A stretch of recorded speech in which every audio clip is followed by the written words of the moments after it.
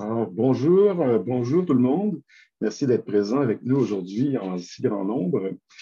Je vous souhaite la bienvenue à ce webinaire de présentation du rapport intitulé Plan pour la carboneutralité au Québec, trajectoire 2050 et propositions d'action à court terme. Je suis Louis Beaumier, directeur exécutif de l'Institut de l'énergie Trottier et je serai votre animateur pour la prochaine heure. Donc, avant de passer la parole aux co-auteurs de ce rapport, j'aimerais dire quelques mots d'abord sur l'Institut de l'énergie Trottier, pour ceux qui ne nous connaîtraient pas. L'Institut de l'énergie Trottier a été créé il y a bientôt 10 ans par un don généreux de la Fondation familiale Trottier. L'Institut est basé à Polytechnique, mais bien que dans une école d'ingénierie, ne s'intéresse pas aux enjeux énergétiques uniquement d'un point de vue technologique, mais bien plutôt d'un point de vue le plus systémique possible.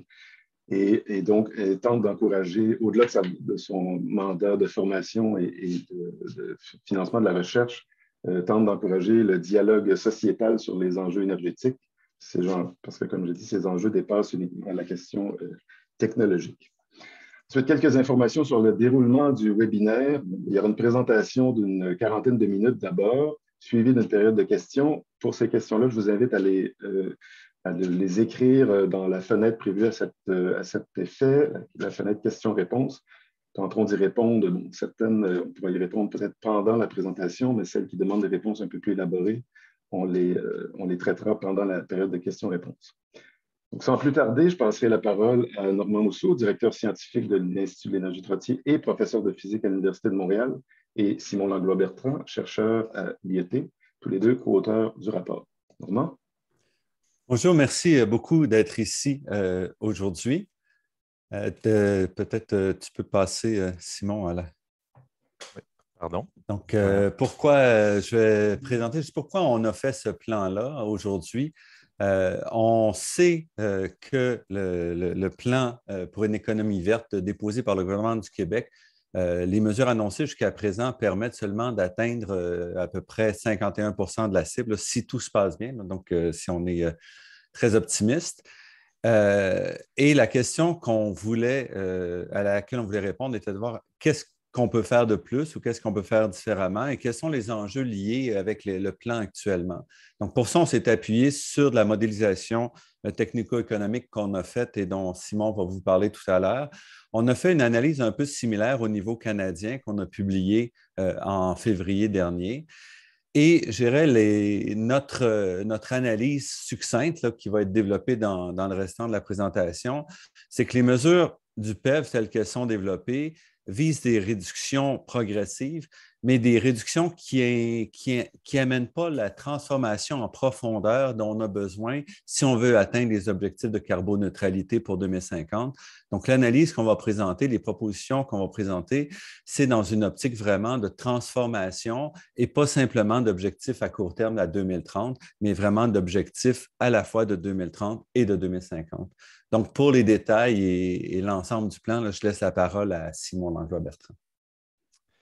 Merci beaucoup, Normand. Merci à tous d'être là. C'est un plaisir de vous présenter ce plan-là. À l'Institut, ça fait un petit bout de temps qu'on travaille sur les questions liées à la carboneutralité, autant à l'échelle canadienne qu'au niveau provincial et local. Puis, on a plusieurs publications dans les derniers mois là-dessus, dont les perspectives énergétiques canadiennes, qui est un exercice où on a analysé différents scénarios de carboneutralité à l'échelle du pays, qui a été publié l'automne dernier, mais aussi des rapports sur des enjeux plus précis, comme Normand mentionnait, la cible de 2030 pour le Canada, et puis certains secteurs précis aussi, comme le secteur du bâtiment là, récemment aussi. Ce n'est pas une réflexion qu'on fait dans une île. Là. Évidemment, il y a beaucoup de gens qui réfléchissent à la carboneutralité. La présence du plan pour une économie verte, le PEV, et puis sa mise à jour d'il y a quelques semaines, évidemment, il est pour beaucoup là, dans le début de la réflexion pour le plan qui est présenté ici, mais aussi des travaux qu'on revoit faits par d'autres gens, donc d'autres chercheurs, d'autres instituts, d'autres chaires de recherche sur la question de la carboneutralité. Ça ressemble à quoi? Qu'est-ce que ça prend pour y arriver, etc., là, qui ont été publiés dans les quelques dernières années, puis peut-être encore plus particulièrement dans les quelques derniers mois. Donc, on est parti de tout ça pour élaborer le plan. Dans notre rapport, rapport, par exemple, sur les perspectives énergétiques canadiennes, donc celui de l'automne dernier. C'est un exercice de modélisation technico-économique. Donc, on regarde différents scénarios pour essayer d'arriver à la carboneutralité à l'échelle du pays pour différents points dans le temps. Puis après ça, on regarde des analyses de sensibilité pour différents facteurs là, qui semblent contenir des inconnues importantes encore ou des incertitudes importantes. Donc, qu'est-ce que c'est l'impact, par exemple, d'avoir une plus ou moins grande quantité de production électrique intermittente? C'est quoi l'impact d'avoir plus ou moins de différentes technologies à travers les secteurs? Donc, on regarde les résultats et il y a évidemment des résultats à l'échelle provinciale, dont ceux pour le Québec. On s'est servi un peu en exemple pour commencer la réflexion. Donc, ce n'est pas des prévisions, c'est vraiment des projections où on compare les résultats de différents scénarios. Mais il y a un scénario qui nous intéressait particulièrement pour le Québec, là, pour amorcer la discussion ici, qui permet d'atteindre très près de la cible pour 2030, 37,3 au lieu de 37,5. Donc, à toute fin pratique, la même cible. Donc, on peut regarder un peu qu'est-ce que le modèle, à quoi le modèle arrive, autrement dit, là, pour informer le début des pistes de solutions. Donc, je vais en parler un petit peu en début de présentation, puis on va voir les mesures là, qui se rattachent à ça plus tard. Il y a d'autres éléments de contexte, évidemment, étant donné la date ou le moment de cette réflexion-là. On a commencé à avoir les données préliminaires sur les émissions de 2020, même des données de plus en plus complètes. Donc, on voit très bien que l'intuition que plusieurs avaient que le confinement initial là, de la période de la pandémie en 2020, au printemps 2020 en particulier, n'a pas fait beaucoup de changements structurels là, sur les émissions de gaz à effet de serre ou sur le profil de gaz à effet de serre, autant du Québec qu'ailleurs, là, mais c'est certainement le cas pour le Québec. Donc, ça a participé à notre réflexion. Puis évidemment, à partir des autres travaux qu'on a faits, ce qu'on observe aussi, c'est que clairement, l'écrasante majorité des acteurs principaux ne bougent pas à la vitesse nécessaire, c'est une chose, mais comme Normand mentionnait en introduction, ils ne bougent pas non plus avec la profondeur nécessaire. Donc, il semble y avoir encore une incompréhension de l'ampleur de ce que ça implique. À la fois essayer de se rendre à une cible comme celle du Québec pour 2030, là, le 37,5 de réduction des gaz à effet de serre, ou la carboneutralité de façon encore plus importante à plus long terme, là, donc pour 2050, là, selon l'engagement du gouvernement du Québec. Donc, pour nous, un plan comme celui qui est présenté ici doit suivre des principes directeurs clairs et il faut toujours s'y rattacher pour essayer de comprendre quelles mesures sont appropriées, quelles viennent avec certaines limites. Donc, je les énonce ici. Le principe numéro 1, c'est de viser une transformation des secteurs et de l'économie dans son ensemble qui soit déjà compatible avec un monde carboneutre. Donc, autrement dit, faire attention aux choix faits aujourd'hui, demain matin, dans un mois, dans un an, qui pourraient être tentants à court terme, surtout quand on a un accent, par exemple, sur une cible comme 2030 à court terme, où, bon, c'est déjà difficile de se rendre au pourcentage de réduction, donc on essaie d'avoir quoi que ce soit là, qui contribue quelques points de pourcentage. Bien, si évidemment ces quelques points de pourcentage-là viennent au coût d'une nouvelle infrastructure qu'il va falloir retirer par la suite pour arriver à la carboneutralité, c'est très problématique. Donc, il faut y penser même déjà aujourd'hui dans les choix qui sont faits. Principe numéro 2, si on choisit de ne pas imposer des mesures de réduction plus strictes dans certains secteurs, bien, ça implique nécessairement qu'on va être capable, on va être obligé, pardon, de faire des efforts additionnels de réduction dans d'autres secteurs. Donc, pour une cible donnée pour le Québec au complet, bien évidemment, si on réduit moins dans un secteur pour les raisons économiques, politiques, sociales, peu importe, bien évidemment, ça implique un balancement, un équilibrage là, avec des mesures plus sévères ailleurs, potentiellement plus coûteuses. Principe numéro 3, il faut que le plan ait un mécanisme contraignant pour assurer le suivi, puis adapter les politiques le plus rapidement possible aux besoins. Il y a quelques éléments de ça dans le PEV, là, donc avec les révisions périodiques du plan, c'est déjà un pas dans la bonne direction, mais ça prend plus que ça, là, puis je vais y revenir vers la fin de la présentation. Puis finalement, principe numéro 4, faire des analyses sectorielles qui soient détaillées. Ce ne sont pas tous les secteurs et peut-être de façon encore plus importante, ce n'est pas tous les sous-secteurs qui font face aux mêmes défis, qui ont les mêmes enjeux, qui ont les mêmes incertitudes technologiques aussi, puisque c'est une question qu'on aborde beaucoup. Et donc, évidemment, il faut faire attention aux mesures qui soient trop génériques, là, même à travers un secteur entier. Donc, ça prend ces analyses-là pour être capable d'avoir des mesures adaptées là, aux besoins de chaque partie, autrement dit, de la société. Là.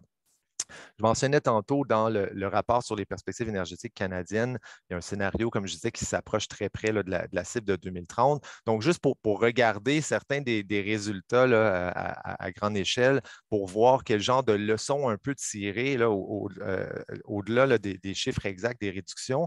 Est-ce que vous avez dans la partie du haut à droite, là, ce sont les pourcentages de réduction des gaz à effet de serre en 2030 dans les résultats par rapport à aujourd'hui?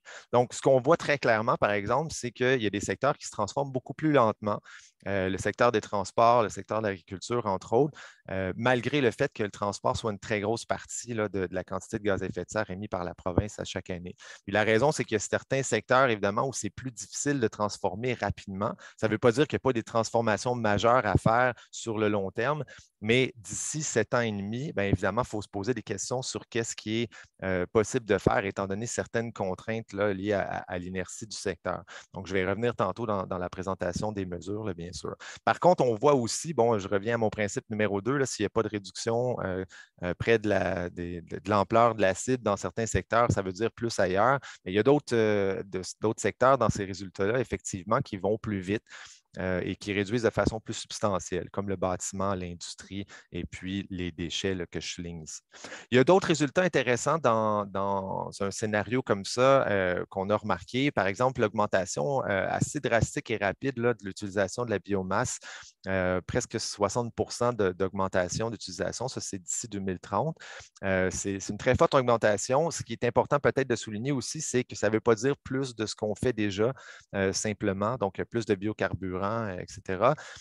Ça veut aussi dire d'autres usages pour la biomasse et une complexité un peu plus grande dans la distribution de la contribution de la biomasse au scénario de carboneutralité à plus long terme. Entre autres, la question du potentiel d'activité à émissions négatives qui est dans le modèle. Donc, des activités à émissions négatives par la biomasse, ça veut dire que je prends de la biomasse qui a capté des émissions de l'atmosphère pendant qu'elle grandissait, pendant qu'elle poussait. Puis après ça, ben, je la brûle pour produire de l'électricité ou de la chaleur en captant les émissions puis en les stockant. Donc, c'est un potentiel qui est largement théorique pour le moment. Là, je vais y revenir ça aussi. Mais donc, il faut aller voir là, quel genre de potentiel il y a réellement si c'est pour contribuer une partie là, de la trajectoire vers la carboneutralité. En électricité, on a une augmentation très significative de la demande. Donc, dans ce scénario-là, la demande augmente de 52 d'ici 2050.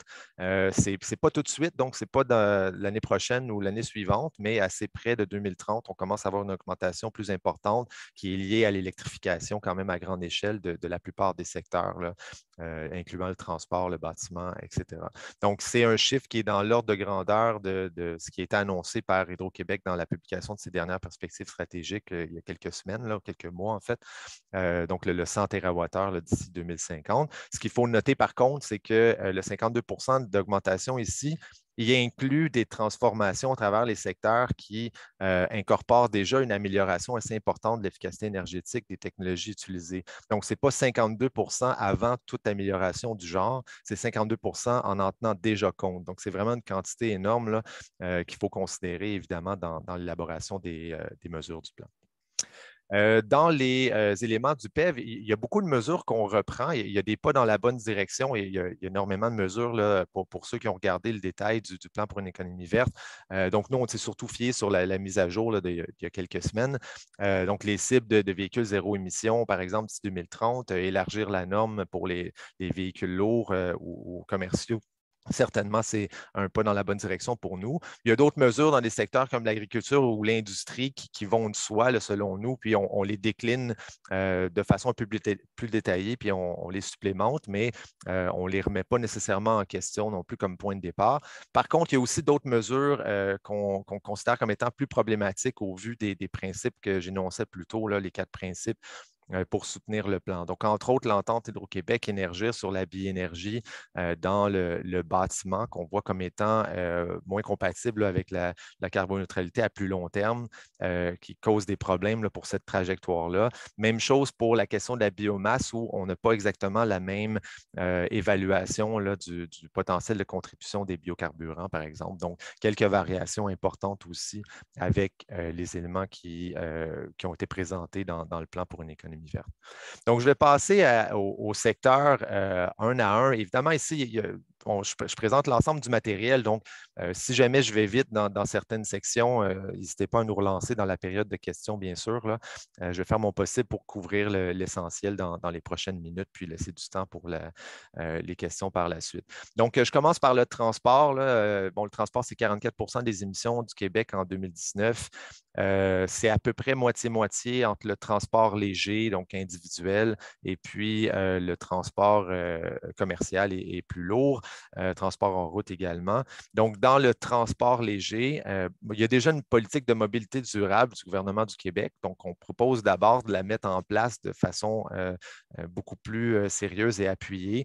Et puis, il y a différentes mesures qui peuvent servir surtout à contrer le fait que le transport, c'est d'abord un secteur, comme je faisais référence tout à l'heure, qui se transforme plus lentement. Donc, il reste certaines incertitudes technologiques importantes dans le transport lourd, par exemple, qui ne peuvent pas être réglées aussi rapidement qu'avant 2030, du moins pas pour fournir une contribution significative là, à la cible de 2030.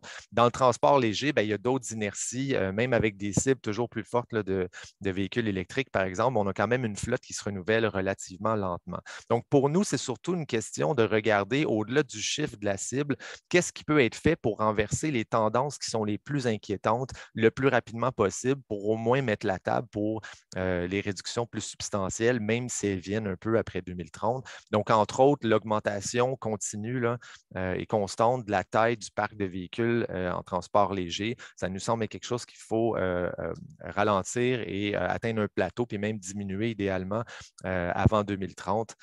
Donc, ça passe par différentes mesures, comme par exemple des incitatifs beaucoup plus forts pour les modes de transport en dehors que l'auto solo, augmenter l'offre de transport en commun, poursuivre son électrification. Il n'y a pas d'idées particulièrement nouvelles ici. Ce sont des mesures qu'on connaît bien, mais qui ne sont pas appuyées suffisamment là, pour renverser ces tendances-là, d'après ce qui est observé là, avec les dernières données, les données des dernières années, je devrais dire. Il y a aussi le fait que la taille moyenne des nouveaux véhicules, dont une majorité pour l'instant sont encore à essence, continue d'augmenter. Donc, haute tendance inquiétante à renverser le plus rapidement possible.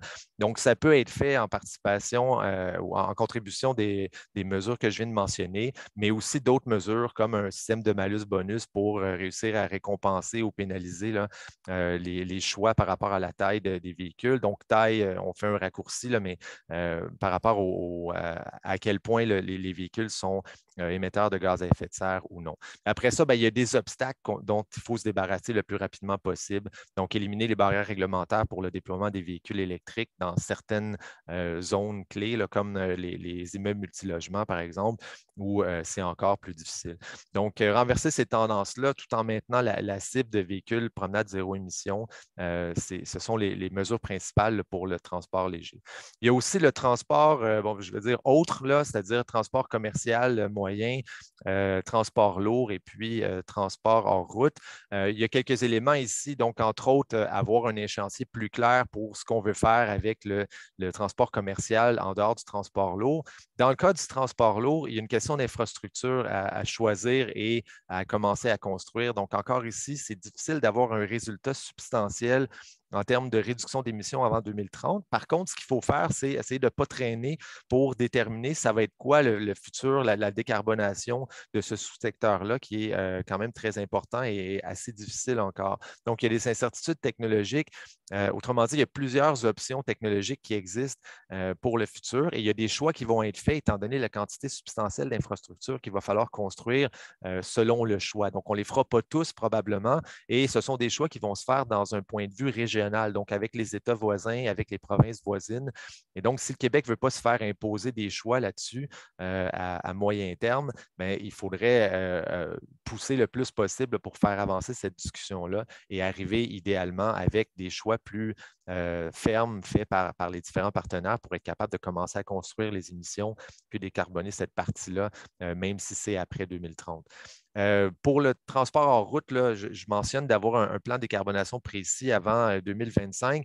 La raison, c'est que le transport en route, bon, ça inclut les véhicules récréatifs, mais aussi tout ce qui est véhicules motorisés sur des sites industriels ou des sites commerciaux, des entrepôts, par exemple, où il y a beaucoup d'options différentes, il y a beaucoup de besoins différents. Et pour l'instant, il n'y a pas d'informations très claires sur ce qu'on peut faire pour ce sous-secteur-là dans son ensemble. Mais pourtant, à plus long terme, s'il n'y a pas une attention particulière qui est donnée à ces enjeux-là, ça cause problème parce qu'aujourd'hui, le transport en route, c'est une relativement petite partie du total des émissions pour le transport, mais c'est une augmentation en taille relative ou en importance relative dans le temps s'il n'y a pas une attention plus particulière là, qui est portée assez rapidement. Donc, il y a moyen de faire rapidement, autrement dit, pour être capable d'avoir des stratégies là, pour ces utilisations-là. Je passe au bâtiment. Donc, je mentionnais que le transport, c'est un secteur qui se transforme rapidement. Puis tantôt, je faisais le point que ça veut dire que pour atteindre une cible donnée, il faut que d'autres secteurs fournissent un effort au-delà de la cible. C'est le cas du secteur du bâtiment. Dans le secteur du bâtiment, il y a un avantage qui est qu'il y a relativement peu d'incertitudes technologiques comparativement à d'autres secteurs. Ce sont des technologies connues, les options sont connues, elles ne sont pas si dispendieuses là, de façon relative et il y a des enjeux qui vont au-delà du bâtiment auxquels il faut s'attaquer. Donc, ça fait partie des mesures qu'on propose. Donc, entre autres, oui, il faut augmenter les incitatifs pour l'installation de thermopompes, mais il faut aussi augmenter l'adoption des solutions de gestion de la demande de pointe et puis les rénovations des bâtiments existants pour faire des gains importants en efficacité énergétique et aussi réaliser le plein potentiel d'augmentation de l'efficacité énergétique du changement de technologie vers des thermopompes, par exemple. Donc, entre autres, en faisant des changements importants là, aux enveloppes thermiques des bâtiments. Donc, ça passe par quoi? Ça passe par un code de gestion pour la demande de pointe pour tous les immeubles adopté rapidement pour préciser les règles, définir de quoi on parle exactement quand on parle de contribution ou gestion de la demande de pointe. Donc, les détails de la chose pour être capable de fournir des informations aux gestionnaires de bâtiments et aux constructeurs pour les nouveaux bâtiments aussi, pour savoir ce qui est attendu d'eux rapidement et puis par la suite, qui adaptent leurs actions. Donc, le plan de décarbonation du bâtiment de la Ville de Montréal qui a été déposé là, il y a quelques jours ou quelques semaines maintenant, évidemment, est un pas dans ce sens-là où on précise les échéanciers des différents critères là, qui vont être appliqués. Donc, ça prend quelque chose d'équivalent pour la province. Il y a aussi la même chose qui doit être appliquée rapidement pour le code du bâtiment, pour les bâtiments hautement efficaces et avec des normes de consommation énergétique net zéro, toujours dans l'optique où on essaie d'électrifier le plus rapidement possible le secteur, mais en tenant compte du fait qu'il faut faire très attention à l'impact sur la demande de pointe et le réseau électrique, bien sûr. Il y a aussi la question des options énergétiques fossiles, donc principalement le gaz naturel. Donc, pour nous, comme je mentionnais tantôt, il faut absolument tenir compte du fait que si on pense à une trajectoire de carboneutralité, il faut interdire ces options-là pour le chauffage de bâtiments neufs, puis tout ce qui requiert une augmentation, une expansion là, des réseaux de distribution de gaz naturel. Après, ça prend aussi un calendrier pour penser et planifier l'élimination progressive de ces sources énergétiques, donc à plus long terme pour les bâtiments existants.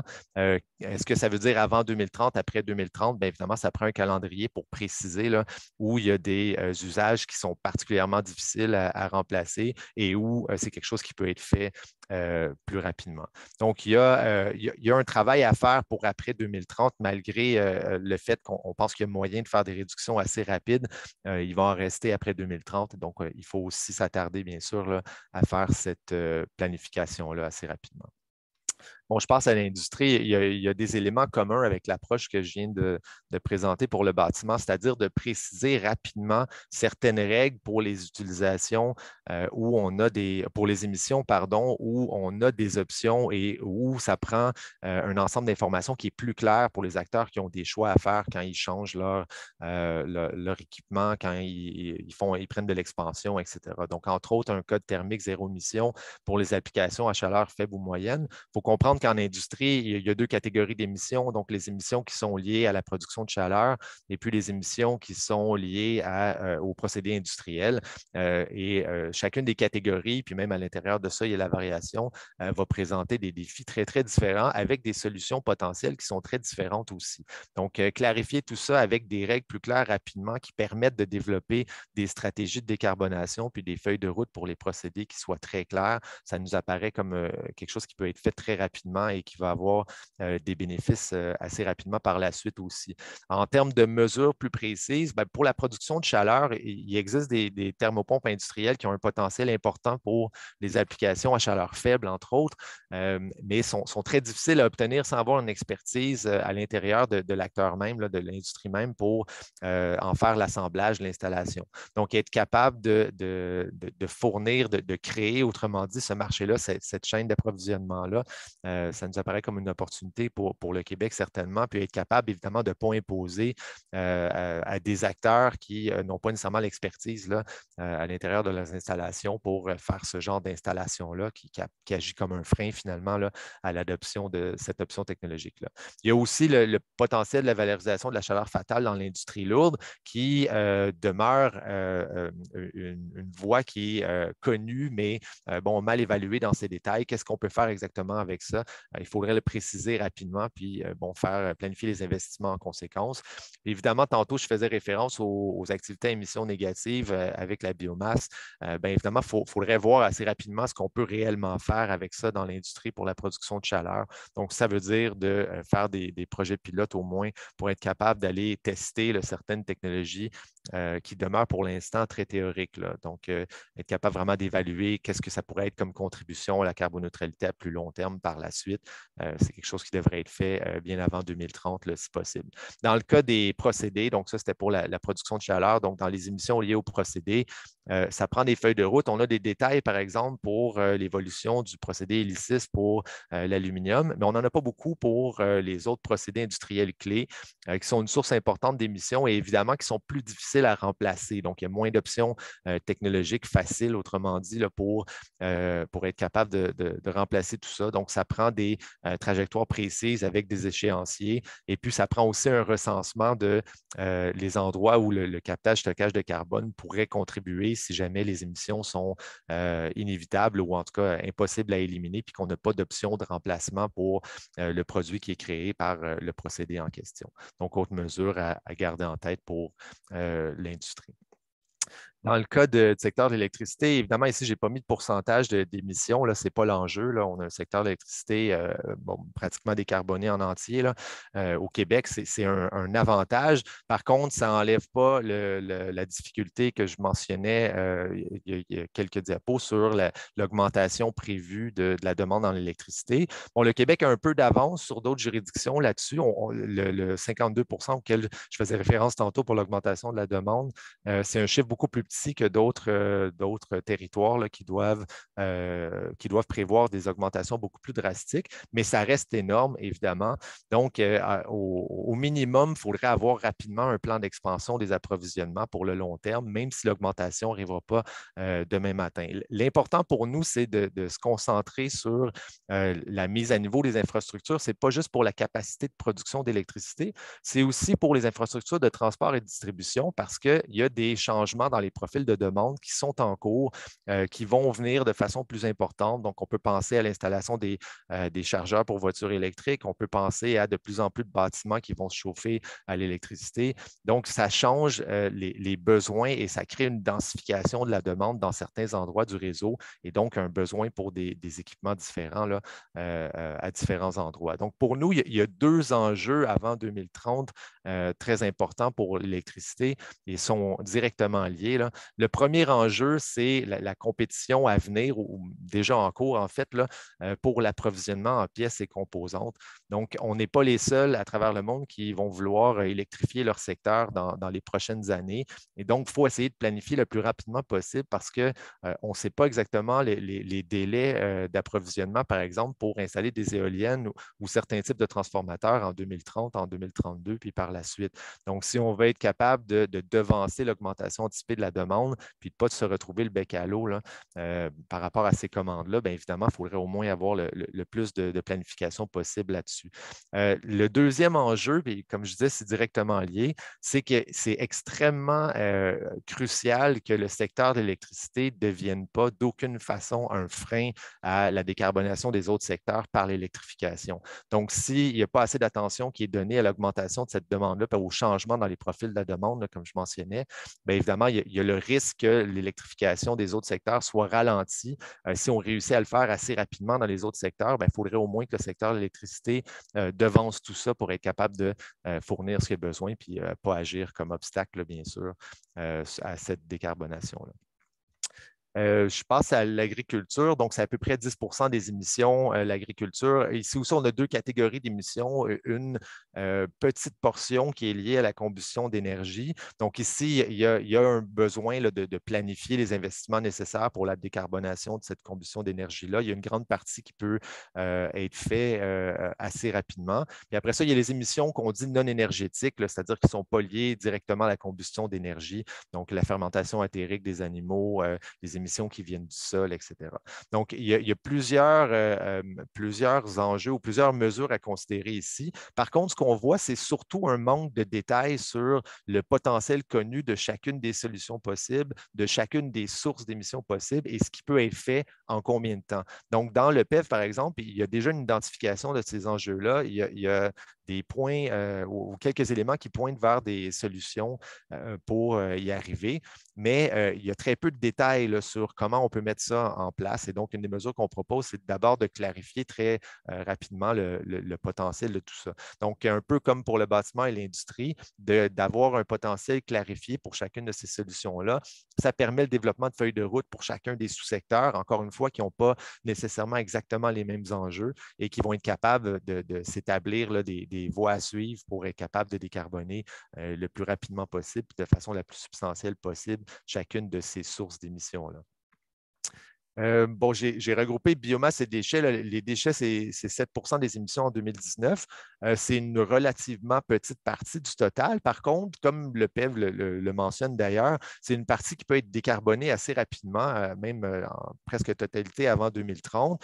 Donc, on propose de resserrer là, ces objectifs-là, puis d'arriver à 90% de réduction pour les émissions du secteur des déchets. On connaît les technologies, c'est largement une question de choix sur ce qu'on veut faire avec la valorisation des déchets. Donc, ça prend une feuille de route plus claire là, rapidement pour clarifier quel site va servir à quoi et dans quelle mesure ça s'inscrit dans une trajectoire à plus long terme de carboneutralité.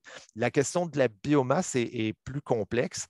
Bon, je mentionnais tantôt le fait que dans les scénarios de carboneutralité, il y a de plus en plus cette discussion-là de la biomasse pour laquelle il va y avoir beaucoup de compétition pour sa participation aux trajectoires de carboneutralité. Donc, ça doit être fait avec attention. Il n'y a pas de plan directeur pour le moment sur la gestion puis l'allocation des ressources de biomasse. Ça nous apparaît comme une urgence là, pour être capable de distinguer justement qu'est-ce qu'on veut faire là, comme société avec l'allocation de ces ressources-là. Donc, il y a une partie qui peut aller pour des besoins énergétiques, là, biocarburants, gaz naturel renouvelable, par exemple, pour la production d'émissions négatives par le bioénergie avec captage et séquestration du carbone, auquel je faisais référence plus tôt. Mais il y a aussi d'autres avenues, comme l'utilisation plus accrue qu'on voit là, en tendance mondiale là, en ce moment, de plus en plus de bois utilisé pour les nouvelles constructions, pour remplacer des matériaux plus intensifs en émissions de carbone dans leur production, comme le ciment ou l'acier, par exemple. Il y a aussi, évidemment, toujours le besoin des terres pour l'agriculture, le besoin des terres pour les forêts aussi. Et donc, il faut un plan beaucoup plus clair sur comment gérer l'ensemble de ces demandes-là. Autrement dit, il y a une quantité qui est quand même assez grande de disponible, mais bon, il faudrait savoir où on s'en va exactement pour être capable de prévoir les difficultés, puis de maximiser évidemment la contribution de la ressource aussi, bien sûr, en gérant l'aspect renouvelable de la ressource, puis l'impact des pratiques sur les écosystèmes, bien sûr, aussi. Bon, j'ai mentionné dans les mesures ici de soutenir le développement de l'utilisation de bioénergie avec captage et séquestration. Bon, ça, c'est la question des émissions négatives, encore une fois, pour la production d'électricité ou pour la production de chaleur en industrie. Avant 2030, ça serait bien de confirmer là, vraiment le potentiel, qu'est-ce qu'on peut faire, qu'est-ce qui fonctionne bien, puis à quel coût. Puis après ça, prendre des décisions sur la suite, qu'est-ce qu'on veut comme contribution de cette technologie.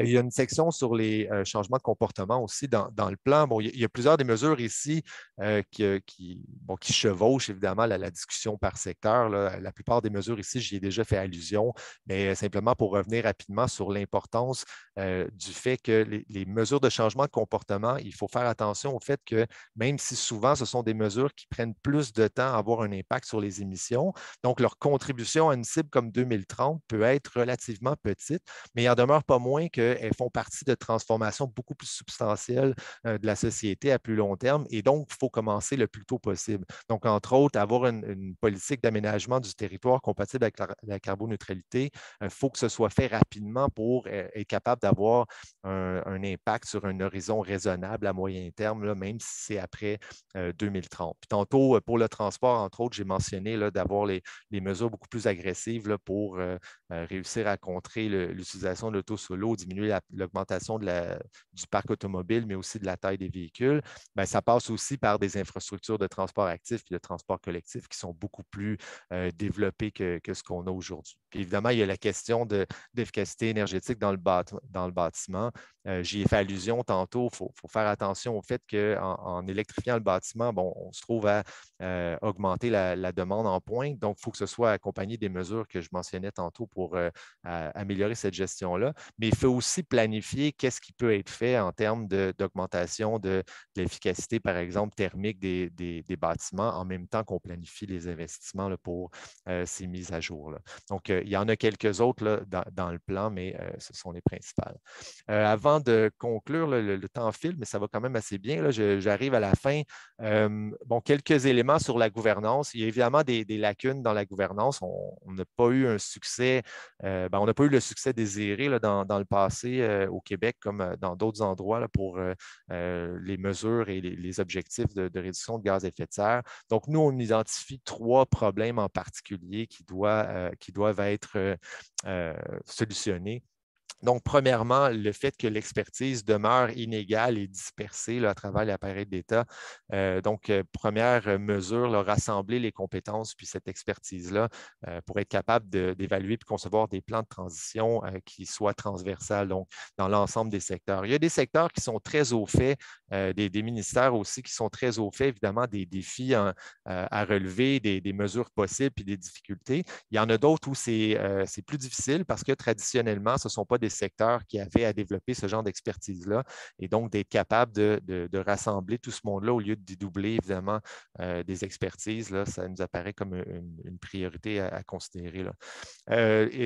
Mesure numéro 2, s'assurer qu'on peut faire une évaluation constante et indépendante des mesures développées, des programmes déployés pour être capable de corriger et améliorer rapidement.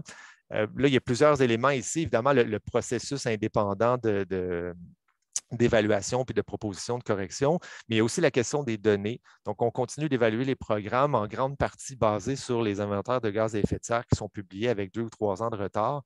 Donc, évidemment, ça ne permet pas des corrections rapides. Quand on pense, par exemple, à un plan qui vise une cible principalement de 2030, évidemment, si on se fie aux données d'il y a 2-3 ans, premièrement, là, c'est 2020, c'est déjà un peu problématique, mais même si on regarde l'année prochaine, on met en place un programme, il va falloir attendre 2-3 ans avant de l'évaluer. Puis après ça, le temps de le corriger, d'élaborer la nouvelle politique, puis après ça, la mettre en place, on arrive pas loin de 2030 déjà. Donc, il y a d'autres endroits dans le monde où ils réussissent à publier des données, même préliminaires, beaucoup plus rapidement. Le Royaume-Uni, entre autres, a une politique de publication de données préliminaires à travers les secteurs qui est trimestrielle. Donc, très rapidement après la fin du trimestre, on est capable d'avoir des données sur la consommation d'énergie, puis par conséquent, les émissions. Donc, on peut évaluer l'efficacité des programmes beaucoup plus rapidement. Donc, ça nous apparaît comme quelque chose d'assez important à corriger rapidement. Puis, troisièmement, la question du pouvoir de décision. Ailleurs dans le monde, ce qui semble mieux fonctionner, c'est d'avoir une responsabilité climatique qui est soit indépendante de l'appareil d'État qui est capable de faire des propositions sans le même genre de pression ou plus rapproché du pouvoir central pour être capable d'imposer des décisions à travers l'appareil d'État avec des considérations qui sont globales pour l'ensemble de la société. Donc, c'est certainement un autre changement là, à considérer là, pour améliorer la gouvernance puis s'assurer d'avoir des mesures plus efficaces. Donc, j'arrive à la conclusion. Juste rappeler peut-être un des points principaux qu'on avait donné dans d'entrée de jeu. Il faut que le plan en question, le PEV ou peu importe comment il s'appellera dans le futur, son objectif principal, il faut que ce soit d'envoyer le signal clair que le Québec est sérieux à propos de ses cibles, puis que le Québec veut se mettre sur la voie de la carboneutralité le plus rapidement possible. Donc, il n'y a aucun secteur pour l'instant qui fait les efforts nécessaires, puis il y a une grande partie de ça qui est due à la confusion ou au signal un peu plus timide là, qui est envoyé sur le sérieux des efforts en cours ou déployés. Donc, dans les propositions qu'on fait, on intègre un élément de réalisme, donc on comprend bien que c'est très possible que l'ensemble des mesures ne soient pas appliquées pleinement, mais on pense qu'il y a quand même moyen, avec une bonne attention puis il y a des efforts sérieux, d'arriver à entre 25 et 30 de réduction pour 2030. Comme je disais tantôt, pour nous, l'important, puis ça fait partie de l'objectif des propositions qui sont faites ici, c'est surtout de mettre en priorité le changement de tendance, puis encore une fois, clarifier là, le sérieux de l'engagement sur la voie de la neutralité carbone. Donc, au-delà du pourcentage exact d'émissions ou de réduction d'émissions pour 2030. Donc, merci beaucoup. Puis, on va passer aux questions tout de suite maintenant. Merci, Simon. Merci pour ta présentation. Oui, beaucoup de questions. Je commencerai par celle qui tourne autour du transport. Une première question qui dit, est-ce que les réductions entendues là, de 12 à 18 prennent en compte l'ensemble de l'analyse de cycle de vie du véhicule, extraction de matière, production, utilisation, fin de vie?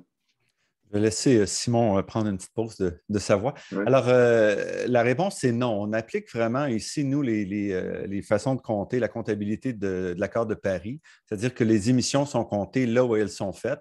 Les véhicules, si on les achète de l'étranger, on n'est pas responsable des émissions, donc ce n'est pas inclus. Merci. Toujours sur le transport, étant donné que le coût de la voiture électrique le coût de la voiture électrique est encore élevé, est-ce que l'hybridation de tous les véhicules à moindre coût serait une possibilité, une façon de faire réduire, faire profiter au plus grand nombre? Bon, on n'a pas de contrôle au niveau du Québec, on n'a pas de contrôle sur les véhicules disponibles. Donc, il se vend présentement des véhicules hybrides, il se vend des véhicules électriques. Les subventions sont en fonction là, de l'équilibre entre les deux. Donc, pour nous, ce n'est pas tellement de choisir, c'est d'aller vers l'avant avec des véhicules qui seront à zéro émission. Dans un contexte où on veut atteindre zéro en 2050, les véhicules hybrides ne sont pas la solution dans la durée, là. Donc, pour nous, c'est un peu secondaire là, comme discussion. Et encore sur le transport, cette fois, la question du transport en région, les infrastructures de transport actif ou collectif sont difficiles à mettre en place, peu de gens, grande distance. Est-ce qu'on a des pistes de solutions viables? On connaît les pistes depuis longtemps. Un meilleur aménagement du territoire, ils n'ont pas de miracle là-dedans. Quand les gens sont à 1 kilomètre chacun, on ne peut pas avoir un transport en commun efficace. Il faut aussi commencer à investir pour des pistes cyclables un peu partout à travers le Québec pour appuyer. Avec les vélos électriques, on peut augmenter un peu la distance qu'on peut faire là, entre les gens. Mais ça, il faut se décider. Le ministère des Transports est profondément, je dirais, refuse profondément de déployer vraiment des pistes cyclables. Donc, ce n'est jamais dans les priorités, puis ça dérange plus pour le transport. Donc, tant qu'on n'a pas vraiment une application de la politique de mobilité durable qui s'applique en principe à l'entièreté du Québec, on ne peut pas faire des grands progrès. Et il faut aussi absolument revoir l'aménagement du territoire partout pour s'assurer qu'on a une densification, une capacité de déployer des mesures alternatives. Finalement, on a quand même laissé tomber même le transport interrégional en autobus qu'on devrait certainement subventionner et renforcer pour diminuer la dépendance à l'automobile.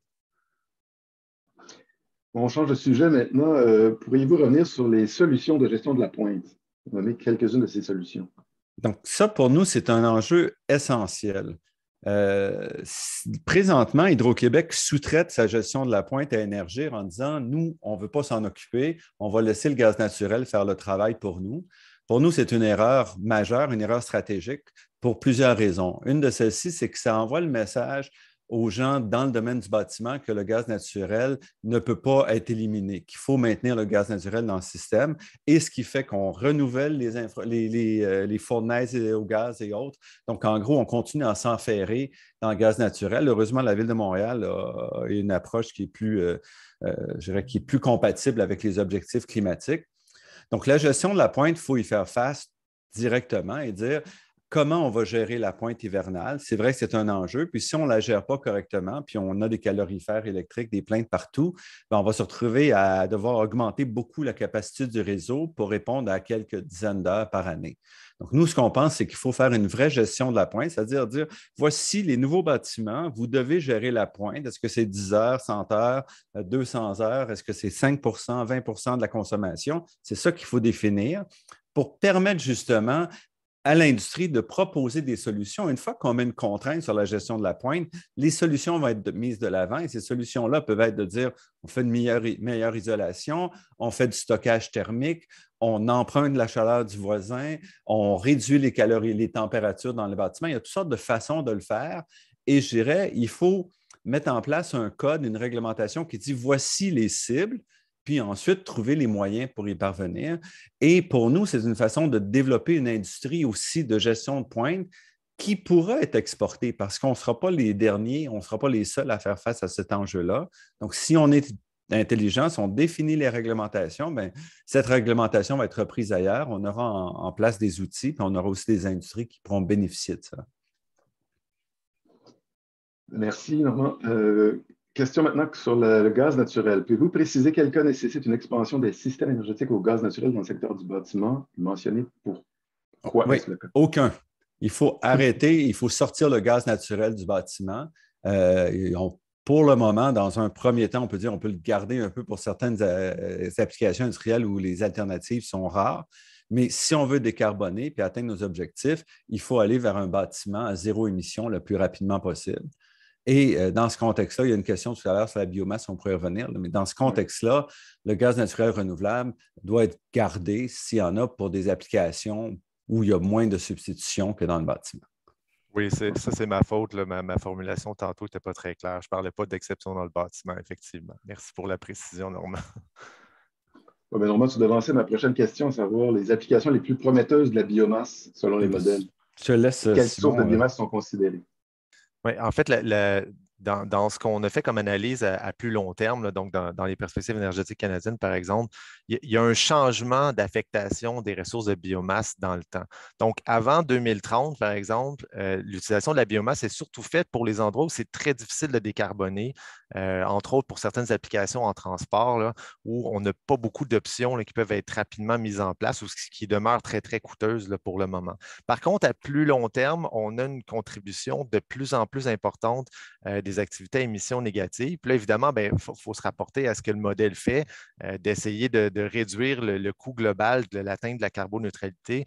Donc, dans l'optique où cette technologie-là est disponible, on arrive à compenser des émissions qui sont vues comme extrêmement coûteuses à éviter ou même impossibles à éviter sur le long terme, comme beaucoup de procédés industriels, à moins de développement technologique très majeur, comme l'agriculture, donc en dehors de la combustion d'énergie, puis comme une certaine partie du transport aussi qui demeure plus difficile, même à long terme.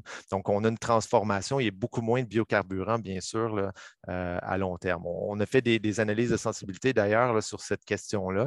Et puis, bon, l'augmentation ou la diminution de la disponibilité de la ressource ne change pas cette dynamique générale-là. C'est-à-dire qu'on va toujours, le modèle, c'est-à-dire va choisir toujours de tout la prendre pour être capable d'arriver à ce genre de réduction-là. Merci, Simon. Une question maintenant sur le secteur de l'agriculture, justement. Est-ce qu'on inclut les émissions, toutes les émissions? Quelles sont les émissions du secteur forestier qui sont incluses? Savoir la question des coupes à blanc ou des aménagements forestiers et des récoltes intensives. Est-ce que ces émissions sont comptabilisées dans le bilan de GS du Québec? Et est-ce qu'elles pourraient être sous-estimées, en fait? Normalement, les émissions des forêts vont être incluses dans. C'est-à-dire qu'il y a deux composantes. D'abord, l'émission des forêts, la gestion des terres, ça, c'est séparé. Et on a des données sur l'inventaire, mais étant donné l'incertitude quand même assez grande, en général, on exclut ça là, de la mesure générale. Il y a une petite partie des émissions de l'industrie de la foresterie, donc la machinerie, entre autres, la combustion d'énergie pour la machinerie, qui est inclus là, dans les émissions. Je pense que ça tombe dans le transport, justement en route, là, je pourrais me tromper, mais à vérifier. Mais c'est une petite partie et non pas les émissions des changements d'affectation des terres, par exemple, ou de l'impact des coupes à blanc, par exemple, etc. Sur le captage de séquestration du carbone, nombreux spécialistes qui remettent en question l'efficacité de telles technologies en plus des coûts. Est-ce qu'on a une idée de la façon dont ça peut être mis en place? D'abord, on n'a pas le choix. Il faut absolument aller vers la capture et captage et séquestration. On ne peut pas atteindre nos objectifs climatiques si on ne l'inclut pas. Donc, l'idée, c'est de dire, voici, on est pris avec ça, il faut le faire. Et à ce moment-là, il faut le déployer, c'est-à-dire qu'il faut développer. On sait que ça peut fonctionner. On n'a nulle part où on fonctionne au niveau qu'on voudrait, la 90-95 de séquestration, mais la solution, c'est qu'il faut le déployer, le tester. Dans un contexte québécois, il faut identifier où est-ce qu'on peut stocker aussi le CO2, quelles sont les meilleures façons de le faire. Mais pour ça, il faut déployer des technologies, déployer des projets, puis aller de l'avant. Donc, c'est pour ça qu'on dit qu'il faut dès maintenant s'y mettre au Québec parce qu'on n'aura pas le choix d'y faire face. Et si on attend trop longtemps, bien, on risque de prendre du retard par rapport à nos objectifs. Mais c'est certain que c'est une solution qui fait mal à beaucoup d'environnementalistes, mais qui est inévitable dans notre contexte. Ouais, j'ajouterais aussi le bémol là, de dire le, le- le- la discussion actuelle, c'est beaucoup centré sur est-ce qu'on en fait ou est-ce qu'on n'en fait pas. Et dans l'implication, c'est que si on dit non, il faut en faire, bien à ce moment-là, on en fait n'importe où on peut. Alors que, évidemment, un peu comme Normand le mentionne, on ne connaît pas très bien le potentiel réel. Et dans tous les cas, même s'il y en a dans tous les résultats de modélisation, on sait qu'il va en avoir, il va en avoir beaucoup, mais il va déjà en avoir beaucoup pour des utilisations où c'est presque inévitable. Donc, il faudrait garder ces utilisations-là pour les cas où vraiment on n'a pas le choix de faire autrement. Et ça veut dire faire très attention où on l'applique. Mais pour faire ça, évidemment, il faut effectivement commencer à tester de façon plus sérieuse là, pour voir le potentiel réel. Là. Merci. Sur les bâtiments, les cibles semblent très agressives selon un de nos auditeurs. Quelles hypothèses prenons-nous qui nous amènent à décarboner les bâtiments existants d'ici 8 ans? En fait, on est d'accord que c'est agressif, mais ce qu'on dit, c'est qu'il faut certainement sortir le gaz naturel. Et on ne parle pas ici de rénover l'ensemble des bâtiments. Hein. Ce qu'on voit, c'est que la rénovation des bâtiments, c'est coûteux, c'est lent. Donc, ce qu'on voit, c'est vraiment une adaptation des systèmes de chauffage. Donc, en se concentrant sur le système de chauffage, on pense qu'il y a moyen d'aller atteindre des cibles. Il faut mettre des cibles agressives pour avancer. On voit quand on regarde ce qu'on pense vraiment atteindre, c'est un petit peu en dessous de ce qu'on propose comme tel. Là. Mais pour nous, c'est le secteur qui se décarbone le plus rapidement. Et si on est sérieux, il faut envoyer le message dès maintenant. En 8 ans, il y a quand même passablement de fournaises qui sont remplacées et autres. Donc, si on amenait tout ça à zéro émission, on serait capable de faire des points importants. Oui, Mais je suis d'accord que c'est ambitieux. Oui, puis tantôt, je mentionnais, quand je suis passé là-dessus, je mentionnais aussi la rénovation des enveloppes thermiques, en particulier pour les bâtiments existants. Évidemment, nous, on distingue ça. Donc, oui, dans un monde idéal, on ferait tout ça en même temps, puis on maximise le gain en efficacité. Mais évidemment, en pratique, il y a des enjeux de main-d'œuvre très importants. Là. Donc, faire les rénovations complètes des enveloppes thermiques pour des centaines de milliers de bâtiments avant 2030, bien, évidemment, ce n'est pas nécessairement réaliste, mais il y a d'autres parties, comme Normand mentionne, qui peuvent être faites beaucoup plus rapidement. Hydrogène bas carbone, est-ce envisageable pour le bâtiment et dans certaines applications industrielles? C'est certainement envisageable. La question, c'est encore une fois l'efficacité aussi. L'électricité est très efficace, surtout quand on couple ça. Quand on parle de thermopompe, nous, on parle de toute forme de thermopompe. Ça peut être aérienne ou géothermique. Évidemment, c'est la façon la plus intelligente d'utiliser l'énergie, c'est de transporter la chaleur d'une place à l'autre. Donc, pour nous, l'hydrogène risque d'avoir des applications, l'hydrogène bas carbone particulière, mais ça sera des applications assez pointues dans des cas où on remplace une énergie chère, par exemple. Question générale sur la modélisation. Est-ce que votre modélisation vous fait une différence entre les scénarios qui reposent sur des technologies disponibles commercialement et des scénarios qui mobilisent des technologies en développement ou hypothétiques? En fait, on a le modèle NATEM, c'est la firme Esmia qui a fait la modélisation pour nous, utilise quand même une approche assez conservatrice quand il s'agit dans le développement des technologies. Donc, les technologies qui sont dans le modèle, c'est des technologies existantes pour lesquelles on peut estimer des coûts et avec ou des technologies dont on peut évaluer un petit peu le développement. On n'est pas à part, peut-être, on utilise comme technologie de dernier recours là, quand on veut atteindre la carboneutralité, de la captage, L'extraction directe de l'atmosphère. l'extraction directe de l'air, qui est certainement une technologie euh, qui n'existe pas encore, là, qui n'est pas déployée. Puis je dirais, il y a aussi les mini-réacteurs nucléaires qu'on a mis dans le système, mais les réacteurs nucléaires comme tels existent. Donc, en gros, on évite des technologies là, qui sont en développement, là, pour lesquelles on n'a pas de coût ou on n'a pas de forte présomption d'existence.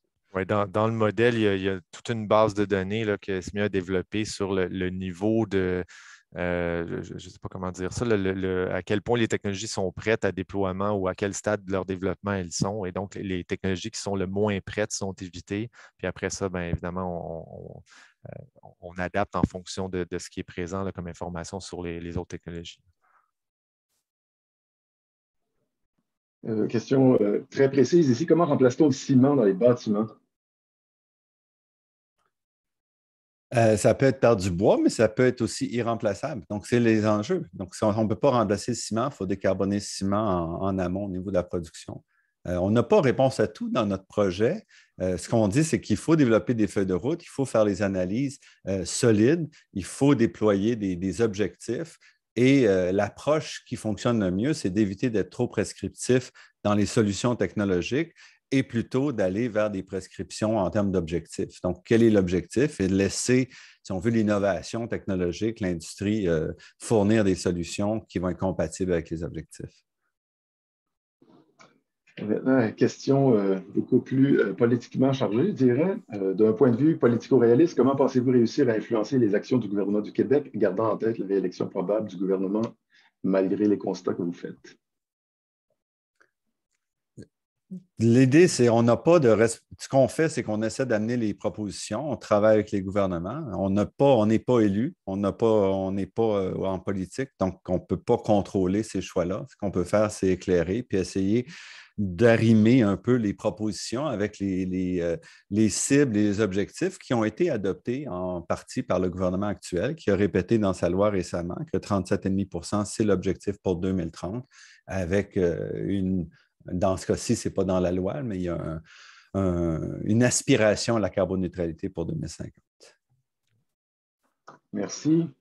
Il nous reste quelques minutes. Je vous demanderai est-ce que Simon ou Normand, vous avez un dernier commentaire que vous aimeriez faire d'ici la fin de Ouais, l'heure? ce qu'on peut faire, c'est rester quelques minutes après là, pour répondre à quelques autres questions, là, mais on va terminer quand même maintenant. Donc, l'enjeu pour nous, c'est vraiment d'avancer, de prendre en place des approches stratégiques et de s'assurer que nos décisions sont compatibles avec la carboneutralité, plutôt que de prendre des décisions, des voies de côté là, qui nous amènent des chemins de travers, si on veut, comme dirait M. Bouchard, qui nous amènent dans des cul-de-sac. Donc, on veut éviter ça parce qu'on n'a pas les moyens de faire des erreurs comme ça ou des transformations qu'on doit redéfaire dans quelques années. J'ajouterais qu'effectivement, il y a des. C'est bien d'avoir des cibles comme point de référence pour ancrer la discussion. Donc, on parle de la cible de 2030, puis après ça, on discute de comment y arriver. Mais effectivement, le principe de toujours suivre ce qui est compatible avec une voie de carboneutralité à plus long terme, c'est essentiel, bien au-delà là, du point de pourcentage exact des réductions. Donc, il faut penser en termes de transformation de façon assez urgente là, et non pas juste en termes de combien de tonnes de gaz à effet de serre exactement on réduit par chaque mesure ou chaque action. Là. Et on vous invite à lire le rapport qui est quand même plus complet et plus nuancé parfois. Oui, merci encore, Simon et Normand, et merci surtout à ceux qui se sont joints à nous. Vous étiez fort nombreux. Je crois que ça montre l'importance de discuter de cet enjeu-là. Il y a une élection qui s'en vient bientôt. Il y a une question qui a été posée à cet effet. Alors, je vous invite à vous informer, vous renseigner et faire le choix qui vous semble le plus logique et pertinent dans la situation, dans le contexte. Ceux qui vont nous quitter, merci. Et comme Normand l'a dit, on est prêt à rester encore quelques minutes pour continuer la discussion. Mais à ceux qui nous quittent, merci et au plaisir de se revoir bientôt. Merci. Donc, on passe en période supplémentaire maintenant. Ouais. Donc, il y a une question au sujet du coût de voilà, François Delorme, là, oui, c'est qui ça. me Je reviens semble. sur cette question des coûts par rapport à Ouais. les technologies de capture-séquestration. Et question un peu qui va dans le même sens, à savoir est-ce que la capture directe dans l'air et les mini-réacteurs sont les seuls, en fait, que ce sont deux technologies absolument nécessaires si on veut arriver à nos En fins. fait, nous, on ne voit pas comment éliminer l'ensemble des émissions d'un point de vue technologique là, en réduction simplement. Donc, il va falloir, pour certains enjeux, faire de la capture et séquestration, captage-séquestration. Les coûts risquent d'être importants. Et évidemment, c'est lié aussi au coût sur le carbone. Donc, à un moment donné, il faut un peu attacher tout ça pour avoir des structures qui nous amènent à zéro émission. Mais d'un autre côté, quand on regarde les milliards qu'on a gaspillés avec des mesures qui ont rien livré en termes de réduction de gaz à effet de serre au cours des dernières années, on s'aperçoit qu'on a quand même des milliards qu'on pourrait mettre dans des enjeux beaucoup plus productifs ou transformateurs. Donc, pour nous, les coûts sont importants, mais d'un autre enjeu, les coûts de l'inaction qui sont aussi chiffrés et qui sont immenses si on ne fait pas, si on ne bouge pas, si on ne s'adapte pas, si on ne contribue pas à la réduction, font en sorte qu'à un moment donné, il faut accepter que ça peut coûter cher, mais qu'il va falloir le faire quand même. Et la question se pose la même question, le même raisonnement s'applique sur la question des mini-réacteurs. Bien que dans ce cas, si je ne me trompe pas, ils ne sortent pas vraiment beaucoup dans les résultats. Ça ne sort pas parce qu'on a d'autres solutions Ah oui. énergétiques qui sont valables. Les mini-réacteurs s'inscrivent quand même dans la famille des réacteurs nucléaires. Alors, pour nous, il faut intégrer un petit peu. Le nucléaire a sa place certainement au niveau mondial, au niveau canadien dans certains cas. On a quand même un plus grand territoire, accès peut-être à des ressources de vent et éoliennes différentes. Donc, il faut certainement équilibrer puis voir qu'est-ce qui est la solution meilleure pour le Canada. Mais il n'y a pas, pour moi, le nucléaire va jouer un rôle, pas majeur, là, pas dominant dans la production d'énergie, mais dans certains cas, il va avoir un rôle, certainement. Ici, on a presque une proposition d'affaires. Est-ce que la gestion de la pointe décarbonée et sans apport d'énergie fossile serait un mandat pour Énergir 2.0? On va laisser Énergir n'étant ni actionnaire ni membre d'Énergir. Ouais. C'est à eux de décider comment ils veulent aller de l'avant.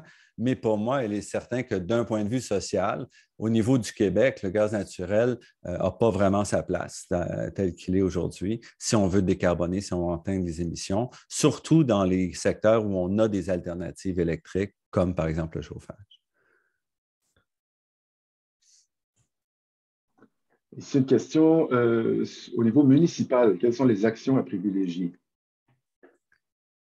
Ouf! Je dirais les actions comme la Ville de Montréal qui forcent la main au gouvernement du Québec en termes de bâtiments, c'est certainement une chose. Dans la question municipale, il y a la question aussi d'aménagement du territoire où malgré tout, les villes ont une capacité d'action qu'elles ne saisissent pas toujours. Et je dirais la justification des taxes municipales est une mauvaise justification, à mon avis. Là, donc, on n'en a pas besoin. C'est pas une excuse pour l'inaction, mais il faut faire ça de manière intelligente. Il faut développer des centres-villes denses qui ne sont pas simplement des quadruplex entourés de stationnement. Donc, on doit faire en sorte que les modes de vie soient agréables, mais il y a un rôle très important à jouer dans l'aménagement du territoire, je dirais. C'est là que ça peut avoir le plus d'impact quand on parle des villes. Ouais, puis ça inclut un rôle à jouer dans la planification des besoins en transport, là, justement, par cet aménagement-là. On revient à la modélisation. Est-ce que des pratiques favorisant la sobriété ont été analysées comme des meilleurs designs pour réduire la quantité d'acier, de ciment dans les bâtiments, etc., et une meilleure gestion de l'énergie? Non. Non, la Non. réponse courte, c'est non, c'est ça. Il y a une certaine adaptation là, par des solutions technologiques qui est possible de faire dans les résultats du modèle, mais ça reste petit. On l'avait fait l'exercice dans une autre édition aussi, là, de prévoir une demande différente pour le transport, par exemple, mais pour l'instant, ça reste un nombre on va développer dans le futur, là.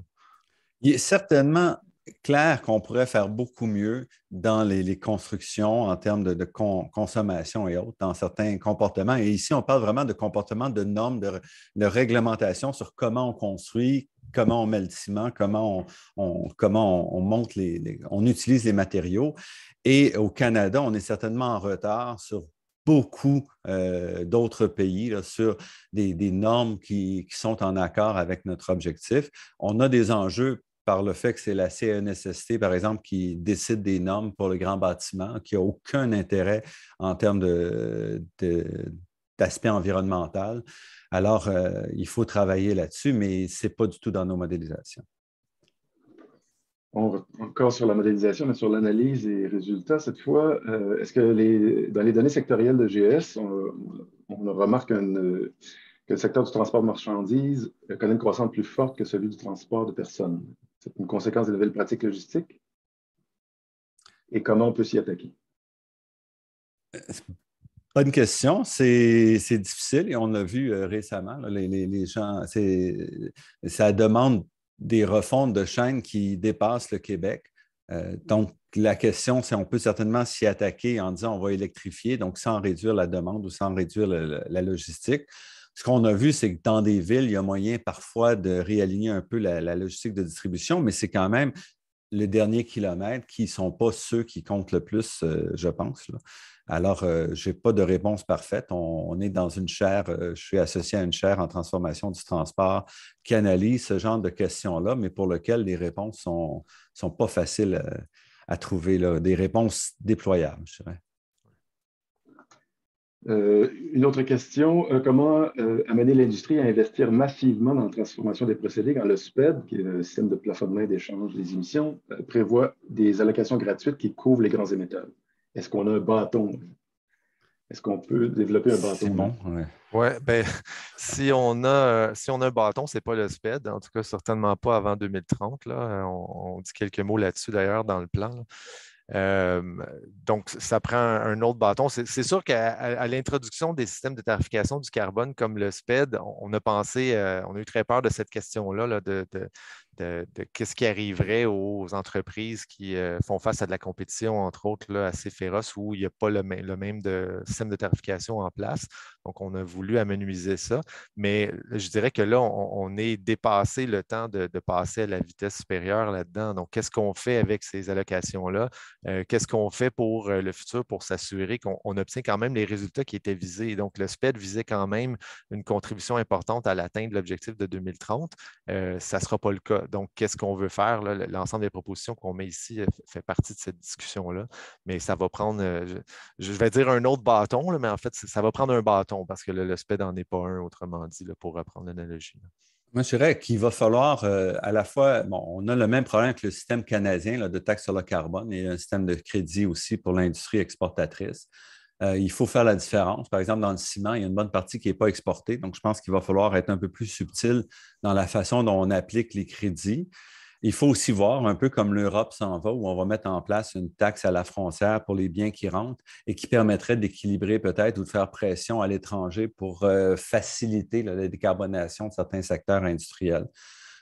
Tous les secteurs ne sont pas aussi insensibles. Quand on regarde, par exemple, les grandes minières, la sidérurgie est plus sensible aux questions environnementales, par exemple, que le ciment, d'après mon point de vue, là.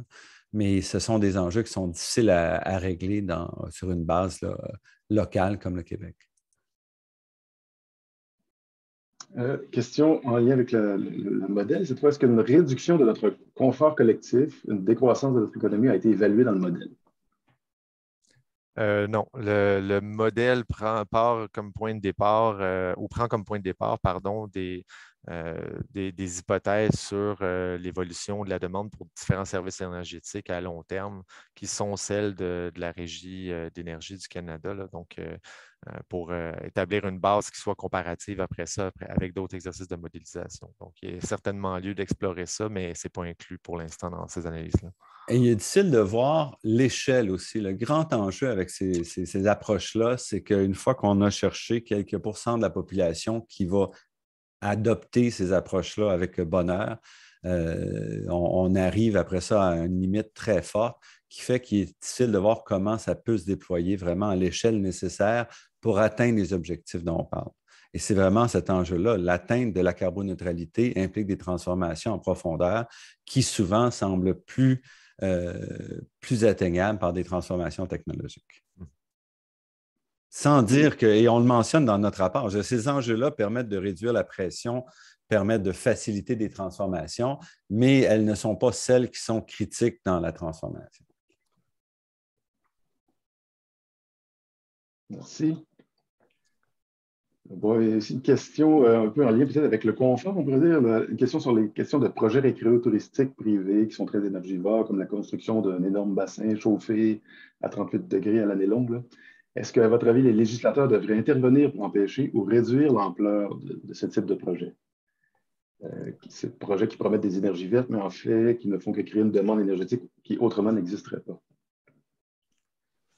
Ben, c'est difficile de commenter sur un projet précis. Je n'ai pas le détail, mais mon réflexe de réponse, ce serait de dire que oui, évidemment, il y a toujours un rôle pour le législateur. Mais là, après ça, bien évidemment, il faut évaluer peut-être projet par projet, mais je pense que de revenir à l'idée générale de la base de l'approche générale, qu'est-ce qu'on veut faire comme mouvement vers la carboneutralité, bien, peut-être ça permet de fournir quelques éléments de réponse sur des activités qui seraient incompatibles ou difficilement acceptables dans ce contexte-là. Mais il n'y a pas une réponse générale, je ne pense pas. Là. Ça doit être traité au cas par cas probablement. Normand, tu veux ajouter à ça? Non, c'est bon. Merci. Je crois qu'on a fait pas mal le tour des questions. Beaucoup de questions à savoir est-ce que le rapport va être disponible? Oui, la présentation, les diapos seront disponibles en ligne sur notre site web. Je ne sais pas si vous voulez faire encore un non, je pense commentaire. qu'on a fait pas mal le tour. Merci beaucoup, vraiment, pour vos commentaires, vos questions.